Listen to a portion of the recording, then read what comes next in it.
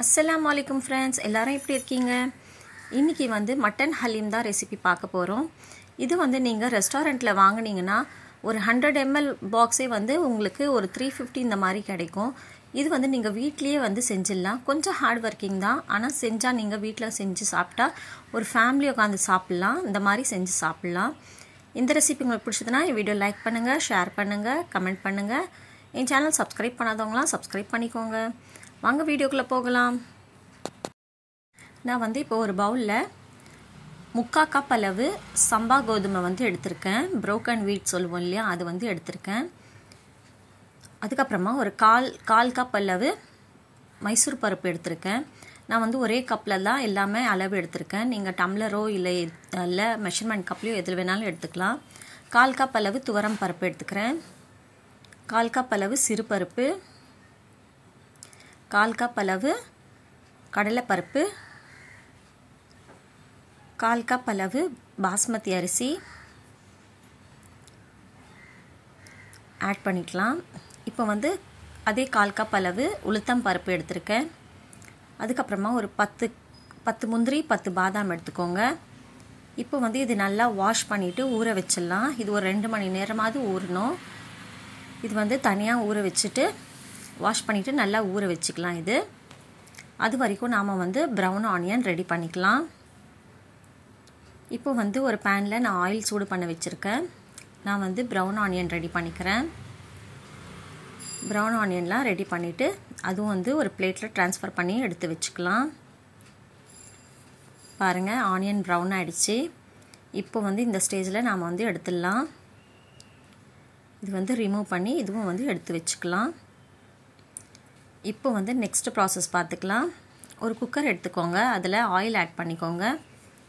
ஆயிலுக்கு வந்து கொஞ்சமாக சூடானதும் இதில் வந்து லவங்கம், பட்டை, ஏலக்காய் ஆட் பண்ணிக்கிறேன். ஆட் பண்ணிவிட்டு ஒரு ஸ்பூன் அளவு ஜீரகம், 1/2 ஸ்பூன் அளவு மிளகு ஆட் பண்ணிக்கோங்க. ஆட் பண்ணிட்டு ஒரு பெரிய வெங்காயம் வந்து கட் பண்ணி அதுவும் ஆட் பண்ணிக்கோங்க. ஆட் பண்ணிட்டு வெங்காயம் கொஞ்சம் நேரம் வதக்கிக்கலாம். வெங்காயம் வதங்கினதும் இப்போது வந்து இதில் இஞ்சி பூண்டு பேஸ்ட் ஆட் பண்ணிக்கோங்க. இஞ்சி பூண்டு பேஸ்ட் வந்து பச்சை வாசனை போகிற வரைக்கும் குக் பண்ணிக்கோங்க. இப்போது இதில் வந்து நான் வந்து கால் கிலோ வந்து மட்டன் எடுத்திருக்கேன். போன்லெஸ் மட்டன் எடுத்திருக்கேன். நீங்கள் வந்து வித் போனும் எடுத்துக்கலாம். அதுக்கப்புறமா போன் வந்து ரிமூவ் பண்ணிக்கோங்க. நான் வந்து போன்லெஸ் தான் எடுத்திருக்கேன் 1/4 கிலோ. அதுவும் வந்து நல்லா குக் பண்ணிக்கோங்க. இப்போ வந்து இதில் மஞ்சத்தூள் ஆட் பண்ணிக்கலாம். ஸ்பைசஸ்லாம் ஆட் பண்ணிக்கலாம். இப்போது நல்லா கிளறி விட்டுட்டு இப்போ வந்து நான் வந்து மஞ்சத்தூள் 1/4 ஸ்பூன் அளவு, 1 ஸ்பூன் அளவு மிளகாத்தூள், உங்கள் காரத்துக்கு ஏற்ற மாதிரி நீங்கள் ஆட் பண்ணிக்கோங்க.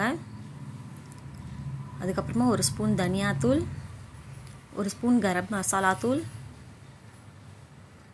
அதுக்கப்புறமா உப்பு இதெல்லாம் ஆட் பண்ணிட்டு மிக்ஸ் பண்ணிக்கோங்க ஒரு தடவை. இந்த ஸ்பைஸ் எல்லாம் நல்லா பச்சை வாசனை போகிற வரைக்கும் நல்லா குக் பண்ணிக்கோங்க. இப்போ இதில் கொத்தமல்லியும் புதினாவும் ஆட் பண்ணிக்கலாம். ஆட் பண்ணிட்டு தண்ணி ஆட் பண்ணிட்டு இதை வந்து நல்லா வந்து குக் பண்ணிக்கோங்க. தண்ணி ஆட் பண்ணிக்கிட்டேன். இது நல்லா மிக்ஸ் பண்ணிவிட்டு நாம் வந்து குக்கர் மூடி போட்டு மூடி வச்சுட்டு ஒரு 5 விசில் வர வரைக்கும் வேக வச்சுக்கலாம். நாம் பாருங்கள், ப்ரெஷர் இறங்கினதுக்கப்புறமா ஓப்பன் பண்ணி பார்க்கலாம். மட்டன் வந்து நல்லா குக் ஆகிடுச்சு. பாருங்கள், நல்லா குக் ஆகிடுச்சு இல்லையா மட்டனு. இப்போ வந்து பாருங்கள் எவ்வளோ சாஃப்டாக குக் ஆகிருக்கு பாருங்கள். இப்போ வந்து இது ஒரு பவுலில் இது ஒரு பாத்திரத்தில் வந்து ட்ரான்ஸ்ஃபர் பண்ணிக்கலாம். நாம் பாருங்கள், நான் ட்ரான்ஸ்ஃபர் பண்ணிட்டேன். இப்போ இது வந்து இந்த பீஸெல்லாம் நாம் வந்து நல்லா வந்து மேஷ் பண்ணணும். அது வரைக்கும் வந்து நான் வந்து குக்கரில் வந்து அந்த பருப்பு எல்லாம் ஊற வச்சோம் இல்லையா, அது வந்து வாஷ் பண்ணி ஊற வச்சது, அதுவும் வந்து அதில் கொஞ்சம் தண்ணி ஆட் பண்ணி அதுவும் குக்கரில் ஒரு 3 விசில் வர வரைக்கும் வேக வச்சுக்கோங்க. அது வரைக்கும் நாம் வந்து இந்த மட்டன் வந்து நல்லா மேஷ் பண்ணிக்கோங்க. இந்த மாதிரி இந்த ஹோல் மசாலாலாம் வாயில் வரும், அதனால் நீங்கள் வந்து எடுத்துக்கோங்க. அது ரிமூவ் பண்ணிடுங்க. பாருங்கள், இந்த பருப்பும் நல்லா வெந்துருச்சு. இப்போ வந்து இது கொஞ்சமாக ஆறுனதும் நான் வந்து மிக்ஸி ஜாரில் போட்டு நான் வந்து பேஸ்ட் மாதிரி ரெடி பண்ணிக்கலாம். பாருங்கள், நான் வந்து மட்டனும் நல்லா மேஷ் பண்ணி எடுத்துட்டேன். இப்போ இது கூடவே நாம் வந்து அரைச்சி வச்ச அந்த பருப்பு பேஸ்ட் இருக்கு இல்லையா, அதுவும் வந்து இதில் ஆட் பண்ணிக்கலாம். நாம் இது கூடவே ஆட் பண்ணிக்கிட்டு இது வந்து நல்லா மிக்ஸ் பண்ணுங்கள். உங்களுக்கு இன்னும் காரத்துக்கு வேணும்னா இல்லை உப்பு வேணும்னா செக் பண்ணிவிட்டு நீங்கள் வந்து ஆட் பண்ணிக்கலாம். இது வந்து நல்லா மிக்ஸ் பண்ணிடுங்க. பாருங்கள் நல்லா மிக்ஸ் ஆகிடுச்சு. கொஞ்சம் வந்து கை வலிக்க தான் செய்யும் மிக்ஸ் பண்ணுற வரைக்கும். கொஞ்சம் ஹார்ட் ஒர்க் தான். ஆனால் நம்ம வந்து டேஸ்ட்டாக வந்து வீட்டில் ஃபேமிலி ஃபுல்லாக சாப்பிட்ணுன்னா கொஞ்சம் ஹார்ட் ஒர்க் எடுக்க தான் செய்யணும். இப்போ பாருங்கள் மிக்ஸ் பண்ணியாச்சு. நான் வந்து நெய் வந்து நல்லா சூடாக உருகின நெய் வந்து நான் இதில் ஆட் பண்ணிக்கிறேன். ஆட் பண்ணிவிட்டு அதுவும் வந்து நல்லா மிக்ஸ் பண்ணிக்கோங்க. மிக்ஸ் பண்ணிட்டு கொஞ்சம் நேரம் சிம்லேயே வச்சு கொஞ்சம் நேரம் குக் பண்ணுங்கள். சிம்மில் வச்சு குக் பண்ணதுக்கப்புறமா நாம் வந்து இதில் ப்ரௌன் ஆனியன் ஆட் பண்ணிக்கலாம். அதுக்கப்புறமா இது கூடவே நாம் வந்து கொத்தமல்லி புதினா ஆட் பண்ணிக்கலாம். பாருங்கள் கொத்தமல்லி புதினாவும் ஆட் பண்ணிக்கிட்டேன். இப்போ வந்து பச்சை மிளகா வந்து பொடியாக சாப் பண்ண பச்சை மிளகாவும் ஆட் பண்ணிக்கலாம். ஆட் பண்ணிட்டு நல்லா வந்து மிக்ஸ் பண்ணிக்கோங்க. மிக்ஸ் பண்ணிவிட்டு இப்போ வந்து ஸ்டவ் ஆஃப் பண்ணி நீங்கள் வந்து இது சூடாக சர்வ் பண்ணி பாருங்கள். சர்வ் பண்ணி நீங்கள் சாப்பிட்டு பாருங்கள். நல்லா சூப்பராக இருக்கும். இது ரம்ஜான் முடிகிற வரைக்கும் ஒரு தடவைனாச்சும் செஞ்சு சாப்பிட்ருங்க. இது நல்ல சூடான ஹைதராபாதி மட்டன் ஹலீம் ரெடி ஆகிடுச்சு.